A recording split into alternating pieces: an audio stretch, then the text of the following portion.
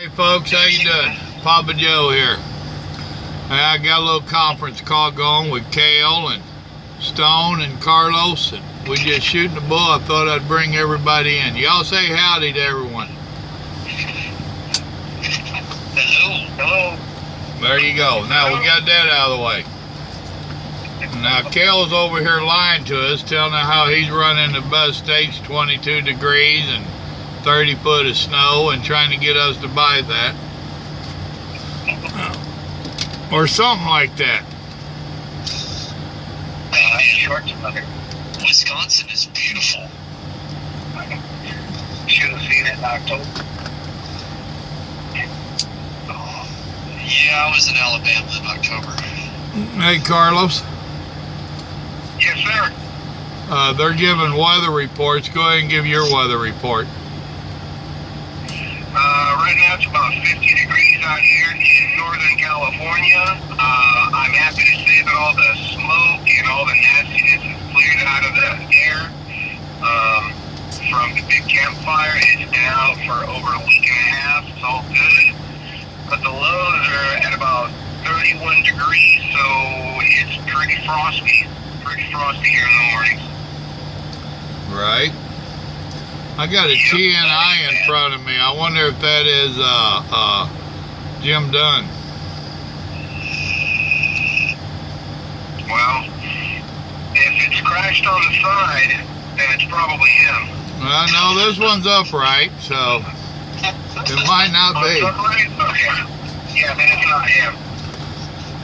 Well, Cale is on his third load by himself. Camped up in Wisconsin somewhere. Edgar. In Edgar, Wisconsin. Boy, that sounds familiar. I bet I've been there. And Stone is whining and crying about his UPS loads, and he's somewhere in Wisconsin. Where you at over there, Stone? I am about 20 miles south of Milwaukee, so I'm just outside of Chicago. And Carlos ain't got a clue where he's at. He's just rolling. And his car too. I'm just rolling. I'm rolling because I am the token Mexican. There you go. The token Mexican that has to roll. See, that's why we all went to pipes. Yeah. Hey, Carlos, just remember you're on the right side. Right. Oh, yeah. He's still waiting on the stoplight to turn green, or the stop sign to turn green. So, well, Cal, how was that first weekend home? How long had it been since you had been home? I left November 4th. Okay, so about damn near a month. Yep, it was real close to a month. Now that was just a little weekend break in your training and stuff, right? No, this was actually my first time coming home. Oh, okay. Early November. Did the kids recognize you? Yeah, they sure did. Did the dog bite you? Really happy to. Oh yeah, they came out and were just happy to see me. I seen the video where they was standing out there waiting and watching for you. That was a cool little video. They were really excited. You should have hit that air horn when you pulled up there. I was surprised you didn't. It was a little early in the morning for that.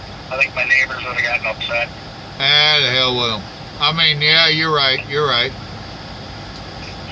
Well, hats off to your wife, Cale, for doing stuff like that, because, videos are now going to be part of your legacy, right? So when kids are going to be growing up and everything, they can sit back and watch that video and watch you're going to trip out on it. It's really cool. Mm-hmm. I mean, even after I watched it, after, I got home and gave my kids a hug and a kiss, and same thing with my wife, and all of a sudden my Facebook was just blowing up because of everybody liking it, commenting, and just really showing their support for me and my family, and I couldn't be any more appreciative than that. Right. You know, I mean, well, a lot of that's because we like Jesse, not you. So, you know, we thumbs up her efforts. Right. Yeah, don't get confused in the support to Jesse and support to you. You know, we all like Jesse. We just tolerate you to make her happy. So I see what it is. I'm just a cover-up. Well, yeah, we prefer you covered up. We ain't got to see you. Look, I mean, you know, every Robin has a Batman, and, you know. Yep. No. So how you liking it being out there on your own? Now, I know you had that rough way with that first Jehu. So other than that, how are you liking it being out there on your own? It is, to me, honestly, it's been pretty good. I mean, minus that just little rough receiver that I had last week, but, I mean, every day now forward, it's like I can learn something from that one day. Yep. And for those that don't know what we're talking about, he went to his first receiver, and he had conflicting directions between the gate guard, the rent-a-cop, and the receiver guy. And the receiver guy went total asshole on him. Pardon the French, but which was very disturbing to him. His first one out. So, but you will run into those. He won't be the only one. Now, let's get over there to Stone with what he was just telling us about. Go ahead and tell us about your UPS dispatching, and I'll tell them it's UPS. Go ahead and tell them what you're learning. So, yeah, I had some of that miscommunication last night too, man. Oh my gosh. But no, they, you know, every company that I have hauled for, including my own, you know, they plan the loads by the computer. But most of the companies, and I say most of them, like 80% of them, they do allow a little bit of time variance as far as, you know, you should be able to make this drive in 7 hours, you know, averaging 60 miles an hour. So we're going to give you 9, right? Just in case something happens. Now, 9's not necessarily a lot of cushion, but it's enough cushion, you know, if you run into traffic. Most time, yeah. And last night, we were given a 880 some odd mile run from Louisville, Kentucky, up to Columbus, Ohio, back to Louisville, Kentucky, and then from Louisville up here to Oak Creek, which is a suburb of Milwaukee, Wisconsin. And for the 220-mile run, they gave me 3 hours and 32 minutes. You know, which you can do that if nothing happens. And then returning from the same place to the same place, we lost 4 miles. I don't know where those 4 miles went. And so that cheated us 5 minutes. And you know, you make it sound like, oh, it's just 5 minutes. What's the big deal? Well, the big deal is whenever you're hauling a light load of 6,000 pounds and there's 45 mile an hour winds, you don't necessarily want to go the speed limit. But right. But I did. I mean, I don't know, I fought through it. And so we got back to Louisville, and mind you, this trip is planned like you're running the whole time. They gave me 42 minutes of layover in Louisville to drop my load, turn in all the paperwork, check in with security, and then hook to my new load, and then be out the gate in 42 minutes. I'm a pretty fast guy, but I needed a DOT break, like legally. Like I was down to like 21 minutes when I showed up, and so I took my DOT break, had like 8 minutes to spare, and those 8 minutes were used very rapidly, doing a quick pre-trip, and then slowly moseying forward over to check out at the gate. And then, and then for, what was it, like 430 some odd miles from Louisville to Oak Creek. They gave me like 7 hours and 18 minutes. You know, and I'm running into Indianapolis, Indiana at 7:45 in the morning. So, of course, there's traffic. And then I get up here to Chicago, and I was going to do a swap with my co-driver, so that I could kind of try to not run out of hours by the end of the week. And in Chicago, there's not a lot of places to pull over in a semi safely. And I knew this one truck stop that was on my route, so I get onto I-94, and we're crawling at half a mile an hour, and there's a truck rolled over on its side on the exit ramp that I was going to take. And I had my team, of course, right? Like, you've got time to spare. Not. So, and that truck, he was empty. So I guarantee, and it was snowing outside, but the roads were wet. It was like 38 degrees, so there wasn't any ice on the ground. He was going too fast. It was first thing in the morning, and people on the CB were saying that he had been down for about 2 hours. So, when we got there's 2 rotators trying to get him righted back up. But now, did they give you any time to fuel or anything like that? Well, you're talking about how they planned your trip for you. Okay. So check this out, right? So with the mileage and with the times that I gave you, there is exactly 17 minutes to spare. There's 17 minutes in all 3 legs, the 200-mile legs and the 400-mile leg. 17 minutes. So, so when I picked up that load going to Ohio, we were a little over half a tank due to fighting the wind, and I'm pretty sure that there's some hills in between here and there.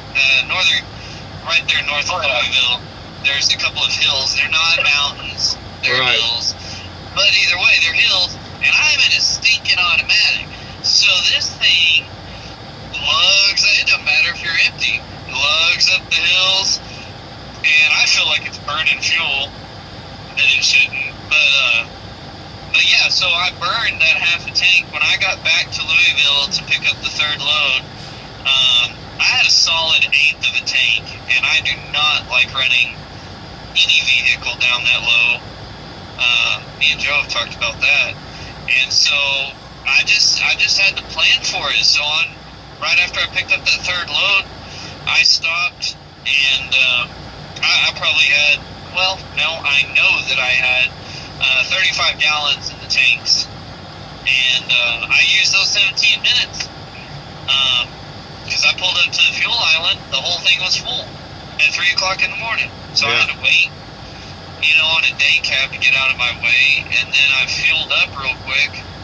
And of course, day cab, he went inside, got his Jolly Ranchers, and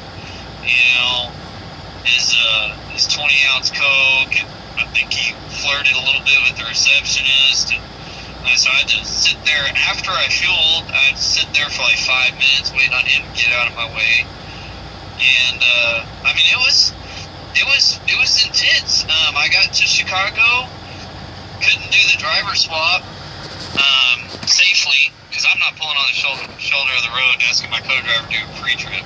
Right. So I drove all the way through Chicago, at 10:30 in the morning, and I stopped my clock.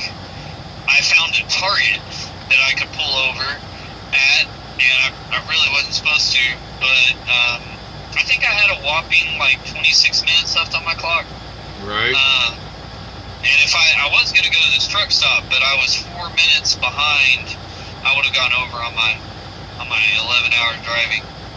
So, So needless to say, I called into UPS, told them I was going to be about an hour late, and I think my co-driver made up a little bit of spare time. We showed up 48 minutes late. Now, So, did they make a big ordeal about you running late?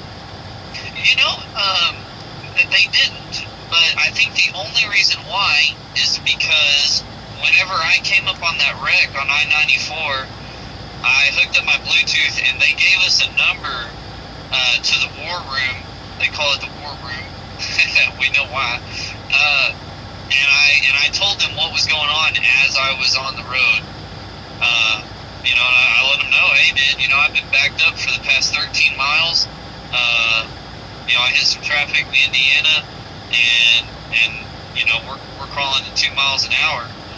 So, I'm going to be an hour late. And, they took down the information and said it was cool. And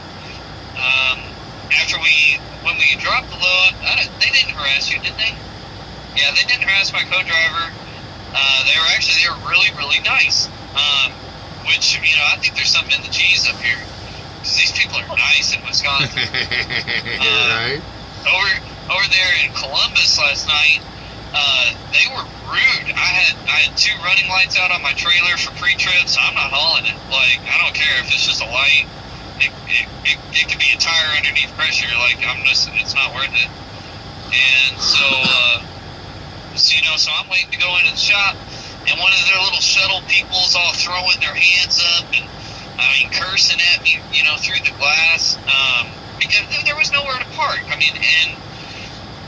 man, if you've ever seen a shipping facility, you know that it is like a go-kart track with 3-year-olds on an open range. Oh, yeah. It's just ridiculous. And anyway, so my overall experience so far has been this. Good pay, really good pay, but you're earning that money by dealing with stress. Well, and you're not dispatched on your next load yet either. Oh, absolutely not. No, we parked here at 1 o'clock this afternoon and went in and took a shower. They said call them at 8 if we haven't heard anything. I've done more sitting with UPS than I did with FEMA. This last stint, we were sitting for 93 hours before we got dispatched on a load. So, but when they dispatch us on a load, they act like me and my co-driver have been, sleeping beauty asleep in the bunk. And when they call, we're just Johnny on the spot. We're ready to go, and we're ready to drive our 11 hours. And you're paid for that 90-some odd hour. You was paid for sitting there, right? Oh yeah. I'm on salary. I'm on salary. So I can't complain about the paycheck. Like most drivers would be like, oh my gosh, 4 days. And I would too if I wasn't on salary. Well, it's really surprising because this time of year, with it being Christmas and all, I've hauled the Christmas mail season, and usually everybody is just against the wall with it, Exactly, and that's what I was expecting, because I'm against the wall with my normal dispatch. They run us a lot of miles. I'm not going to say a ton of miles. We don't run those 7,000 miles a week. Of course, I am in a government truck. But we're running a steady 55, 6, sometimes we'll get over 6. I got a new co-driver, so they're trying to figure out what our team can do, but they put us on this load, because we can run 1,200 miles a day. Well, now that can bite you in the tail right there on its own self, because they always expect more. Yeah. So you gotta pace yourself a little bit. And I know there for the longest time you was liking that, getting there early and all that. That can bite you in the butt, so you go easy on that. Yeah, that bit me in the butt because I was always early. I was always early. I wasn't just on time. I was always early. And so that has bit me on the butt because now I have this reputation for, he's the guy who gets stuff done. So that's why they put us on UPS, is because my customer, the customer service for my company has been having issues with UPS because our drivers are lazy. I'll just flat out call them the 4-letter word. They're lazy, so they don't do their job, and so they're showing up a day late, half a day late on, next day air mail. And so yeah, it has bit me in the butt already. That's why I'm on this gig. Right. It's good money, but you can ask my co-driver, man. I was one frustrated man driving through Chicago today. Woo.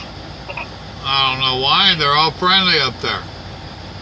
No, not in Illinois, Wisconsin.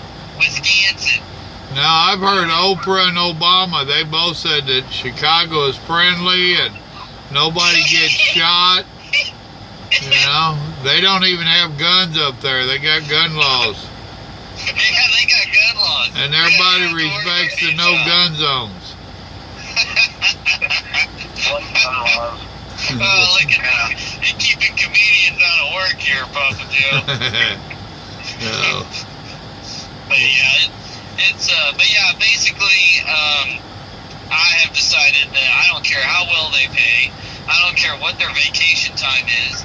I will never go to work for UPS, ever. I can say never because I would stay homeless in this 16-degree weather than work for them. Like, I'm good. They act like they're snobs, man. And no, not all of them. I can't say all of them. I have an uncle that works for him. He's a nice guy. But, well, there's a lot of difference. There's a lot of difference between working for them as a regular employee and coming in like you are. Because, trust me, this time of year, they hate having to bring in all these big companies, like you said. Your people don't do worth a damn. Well, you're not the only one. Corporate tells them that they have to hire cheap, so they got you guys and Swift and who knows who else, and it's just a nightmare. No Swift. I have not seen one Swift truck. Now, I have seen CR England, and I have seen US Express. I have not seen Swift. I thought that was pretty funny. They're all the same, it just spelled different. Well, that's true, but, Hey, Brian, Stone, had you checked the ditches? Because Swift might be in there. I'm just saying. Actually... My bad. All the Swift drivers out there. My bad. You're a hater. I know, those Swift drivers, they get tired of getting picked on. And they're not all bad drivers, but there's just so many of them. Well, they're not all bad drivers, but the hell of it is, they're not all good drivers either. They ain't even some good drivers. Yeah. So. You get that everywhere, though. Yeah, they have like 45,000 trucks on the road, so you just see them more often. And they have 3 good drivers out of that 45,000, so y'all need to quit picking on them. God dang. I feel privileged. I know 2 of them. Yeah, that's just called the law of number, guys. Meaning, you're going to see more because there are more of them. So you're going to see more of them sideways on the road. Yep. Than others. Yep. It's a numbers game. My company's trucks usually end up in the middle of the woods, hidden by the trees. You can't quite see them because they're all covered up in branches. Well, Cale, since you've been listening to this story, you got any questions for any of the 3 of us? Not really not off the top of my head. Okay, well, don't get them from the bottom. That's a stinky one. No. Well, that's where all the bad ideas come from anyways. That's what I've been told. But no, in UPS's defense, and I'm not trying to take up on for any particular reason. I just want it on the record that you have to look at both sides of every story, every coin, and this is a very stressful time of year for them. And to take in all these outside carriers with mainly at the best mediocre drivers, then and they have a habit of judging everybody by the pew. It's kind of same as with our politics. We got 7% that wants the borders open and let the caravan in, but they try to scream and holler and make it seem like there's more. Well, it's the same thing with bad drivers in that situation. They might only have 20% that are bad or late, but they're going to scream and holler and act like all of y'all are. Yeah. So, and it's a good learning experience for you. Yeah, that mechanic, he acted a little bit nervous whenever I had to back that trailer into his shop. Right? Of course, I just whipped it around real quick, and I just straight line backed it in there, I mean, I didn't have to alley knock or anything, but he was like, oh, whatever's easier for you. And it's like, it's easier for me to back it in than it is pull forward. Now, has your co-driver subscribed to my channel yet? No. Why not? Am I on speakerphone? No. Okay, I'd be in his butt right now. Well, I believe that he's seen a couple of the videos, and I know he's seen a couple of them while I was rewatching them. But so what you're telling me is he caught the videos where Carlos was in there, and he don't like Mexicans, so he ain't subscribing. Here we go. well, It's all your fault, Carlos. I think what it is he was looking forward to getting some tamales when we go to Sacramento again. Well, he can't get them. Carlos, don't give him none if he don't subscribe, brother. I was going to say, we give tamales for every subscription, so... Right? Really? Yeah, man. Well, I feel like I'm owed at least 2. Well, they're in the mail. We shipped them. We shipped them UPS, buddy. They're on their way. Oh, yeah. Send them UPS. Yeah, they're gonna be cold. Oh no, all their loads are hot. Yeah. We need it now. Bottom of olive oil, right, Stone? Say what now? What was that? I said, and they all come with a little bottle of olive oil, right? There you go. Let me tell you. Yeah, that olive oil. Yeah. Well, you know what UPS would be telling you to do with that tamale too, and the olive oil. Yes, absolutely. At the same time. Yeah, buddy. Yeah. Hey, look at the bright side. You could. Well, this call went downhill fast. No, I mean, Hey, boy. Well, we got Stone on here, so yeah, it went downhill. Oh, it went downhill second I answered. I mean to shout. I mean, that's what stones do. They roll downhill. Hey, look at the bright side. We don't have the ice thing sheets and stuff on our beds. Oh, come on. Yeah, I mean, at least I'm not cuddling with Olaf. Right? Oh, now I get it. Now I get it.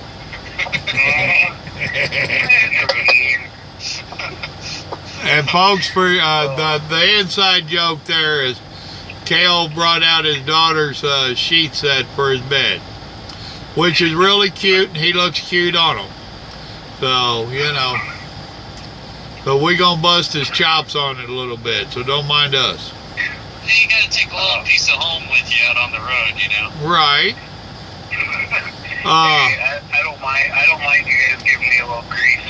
I need it. Now you'll find out, Cale, that those sheets don't fit very good.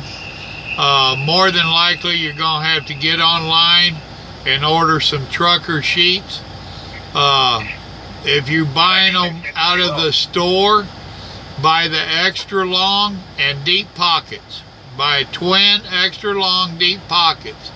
Those fit fairly decent. But other than that, it's just as easy and just as cheap to go ahead and order them online and have them shipped to the house. Pick them up next time you're home. Well, I'll say thanks for Stone for delivering them. Right, yeah, just order them through FedEx, not UPS. Yeah. I mean, I'll be back on FedEx in January, so, yeah. And look at it this way. It's the only time in trucking you'll ever get to have deep pockets. Right? Oh, That man, was good. I like that. Talk to some owner operators about that. They'll tell you it's truth. That was clever. Yeah. It's truth. Very witty. He might make a truck driving steering wheel holder yet. Let me tell you, I am the master steering wheel holder. Oh, hell, here we go. I don't even have to shift gears anymore. Just mash the gas. Just mash the gas and go every bit of 60 miles an hour that I can. Right? Full of blinker fluid and he's off. Oh yeah, I've got 3 cases of it underneath the bunk. I spread it around the truck stop. See somebody with the light out, I'm like, here's some blinker fluid. And some sailboat fuel too, I'm sure. Actually, I got that grease in a can, you know. Pass out the 5th wheel grease in a can. There you go. Yeah. But yeah, man, no, I love trucking. It's great. Well, Cale, let's get a little bit of you in here, brother. Me and Carlos talk all the time, so let's get a little bit of you in here. Talk to us. How's your first, last week, I guess, was your first week out. Overall, how did it go for you? Tell us about it. You know, it was, I finished up my phase 2 training on Tuesday of last week, and I tested out, and I was able to get into my own truck on Tuesday night, and I picked up my first load Wednesday. And Now, what kind of truck you got? What you got? What year? How many miles? I got a 2016 International ProStar. ProStars ain't bad. It only had 344,000 miles in it. That's low miles. Yep, and it's a 10-speed manual. Is it pretty straight, pretty clean, ain't tore up? Yeah, it's pretty clean. Pretty much all the equipment that Rail has it is pretty clean. Now, It's very well taken care of. if I remember correctly, you said no ice box, correct? That is correct. Does it have the slot for the ice box? No, it does not. Okay. Now, What? you can order through Walmart. It's order online only. They have a small ice box, a 110, and a small freezer if they'll allow you put an inverter in there. Get you like a 1500 watt inverter if it don't have one. And you can, you got top bunk or single bunk? I got a single bunk. Alright, well, I don't know if it would work very good. Pork Chop used to carry his on the back corner of his bed. So, because he would put his feet to the left and he had that ice box, or freezer rather, back there in the back. So, something you might consider. For the same $100, you can buy one of them 12-volt ones and put it in the passenger seat. You see a lot of people doing that. Actually, what I was probably thinking about was getting one of those electric coolers. Yeah, the 12-volt. Yep. That's what I'm talking about. They're around $100. Igloo is your best one out there. Yeah, those electric coolers actually do work. We have one in the truck. It's amazing. The way those work is if you'll put them in the back, close your curtains and turn your AC on in your sleeper. Those are made to keep it, I forget, 20 or 40 degrees, 20 degrees cooler than the outside temperature, the outside of the cooler. So if you turn that AC on in the back, I have made them 12-volt coolers freeze stuff.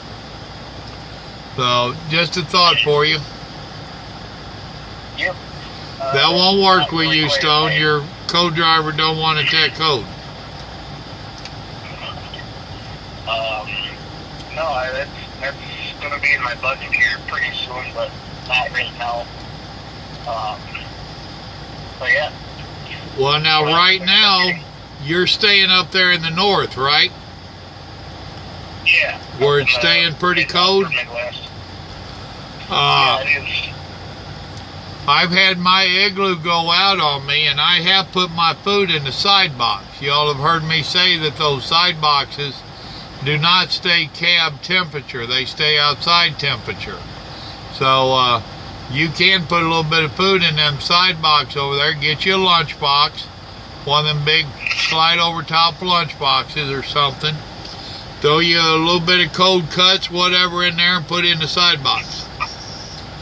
So don't put too much in case it gets a warm day up there. So there you go, another little hint for you. Well, Carlos, what's going on in your life, brother? We know you got out of the truck. Talk to us about what's going on in your life. Well, there's not a whole lot to tell, really, but when you and I spoke and we were doing the trucker interviews, about 3-4 months ago, Yeah. I had mentioned that I had previously chosen to go to school also before trucking and stuff. I got my education, if you will, my special training. So I'm a IT consultant, also here in the business world. So I always had to follow on, and since I got a new opportunity, if you will, to work on several pretty large projects for some banks and other clientele out here in California, I chose to step out of the truck, and I'm now maybe close to 2 months out, Papa Joe, maybe about a month and a half out. Yeah. It's been going, pretty well. I won't say that I don't miss, driving and, the clock watching and stuff like that. I can say that my body feels a little better. My sleeping patterns are a little better. But overall, it has been a pretty good opportunity, and I took advantage of it while it's hot, to make some pretty good money. And, I have the option to choose when I want to drive and if I want to at all. The owner there, the trucking company, the family friend anyway, so I literally always have the opportunity to head back there, grab a load or two or whatever, just have my CDL live, and I'll be good to go. So I think life is good. It's normal. I think just a couple weeks ago they called and asked you to do a run for them, right? Yep. I ran a very quick top and hook here to Cat Plastics, and that was the usual nightly run. One of the drivers was sick and all that stuff, so I had the chance to hop into my old truck, which smelled really nasty now because the driver was a smoker, and I never smoked, and he does, did and does, and I couldn't wait to hop out of there. Yeah, you wouldn't want to get in my truck, brother. I guarantee you. Mine, sometimes I open the door in the heat of the summer and it's like, damn, that's an ashtray. Yeah, well, for those that smoke, I guess, you just get used to it like any other thing, and you don't really notice it. But yeah, if there's a climate change and, you open the door, you're like, whoa. Yep. Well, I'm a heavy smoker, and I'm used to it, and when I open the door and it makes me say, damn, I said, boy, this have to be detailed. So, yeah. But overall, you're, the windows let her air open. oh yeah, I do it all the time, but it still stays in here. Oh yeah, cigarette smoke is kind of one of those those odors that gets into every single fiber, every single thing, and it lays on there, and I don't think you can ever fully get rid of the smell, if you will, but Well, you can. I have a friend of mine that was a pretty heavy smoker, and he quit, and it did take him several months, but he finally did get a lot of Febreze and a lot of cleaning. Yeah, a lot of cleaning. Yeah. My last co-driver smokes. Yeah. But overall, it's been pretty nice to get out of the truck, and I mean, which I have always had this, like a love-hate thing with trucking. Obviously, I would drive and then stop for a couple of months or a year, and head back to my IT gig and all that. But it's pretty nice to really have an opportunity to do some pretty, some big things, and with all the stuff happening with the hacks and the, things going on in practically every part of business and the world, it's pretty cool to kind of have your own little spot in that arena and, making some pretty decent money at it. So overall, I'm pretty happy with my decision. Will I ever head back on the truck? Of course, because it's in you, like we say, never going back. You think about it, you want to be out on the road, independent, seeing things, doing things, driving a big truck. It's a childhood fun thing to do, and ultimately we spoil it and we make it bad because we make it a career or a lifestyle. It's going to be a lifestyle, but it'll always be there. The interest will always be there. So. Well, now earlier, before I brought all these other people in, Cale called me and I called Stone, but you was mentioning having issues sleeping. I want to touch on that because that is something that damn near all truck drivers have to deal with when they get out of a truck. And we are creatures of habit, and our body has its internal clocks and whatnot. And I think you're going through some of that right now, where you're saying you go to bed tired and you wake up an hour or two later, which I'll bet you is real close to the time when you was trucking before. So tell us a little bit about how your sleep pattern is changing and how hard that is. Mm-hmm. Well, I mean, when I first hopped out of the truck, I mean, we're talking the first maybe 1 to 2 weeks, I was almost instantly normal, or what you would think would be normal, when you work all day and you go home, eat dinner, relax, chill, and then, 10, 11 o'clock rolls around, you start to get tired, and then you head off to bed, and then, you kind of rinse and repeat after that. That was going good, and then, I don't know, think of it like a very slight case of trucking PTSD,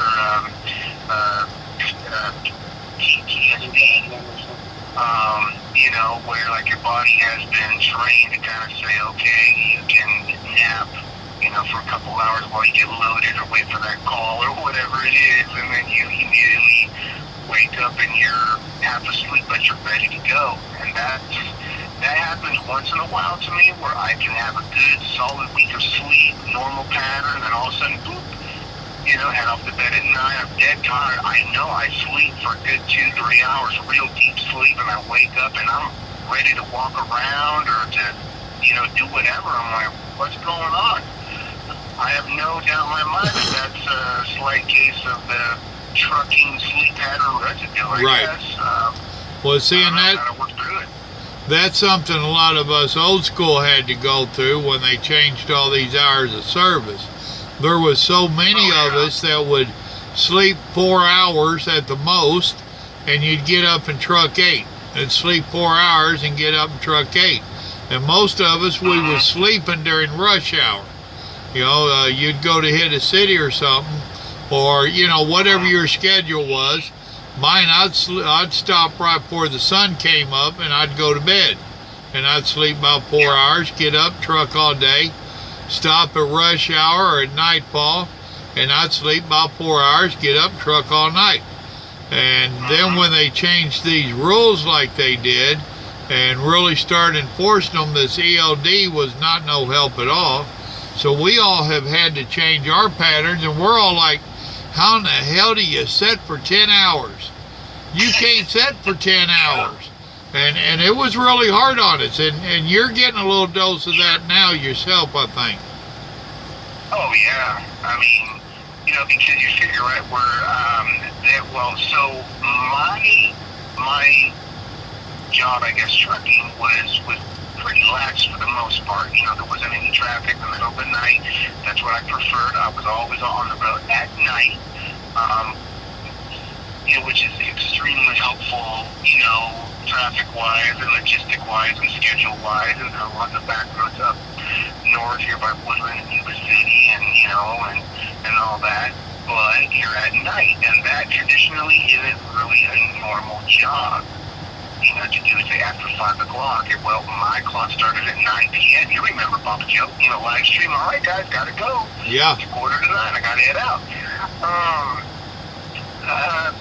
But to your point, I can tell that my body subconsciously, I guess, still thinks, okay, well, you gotta drive out to your appointment, if you will. You get there at 11 or midnight, and you check in, you wait an hour or two, they load you for about another hour. So that's my 3-hour block of really good sleep, because that's when I would sleep.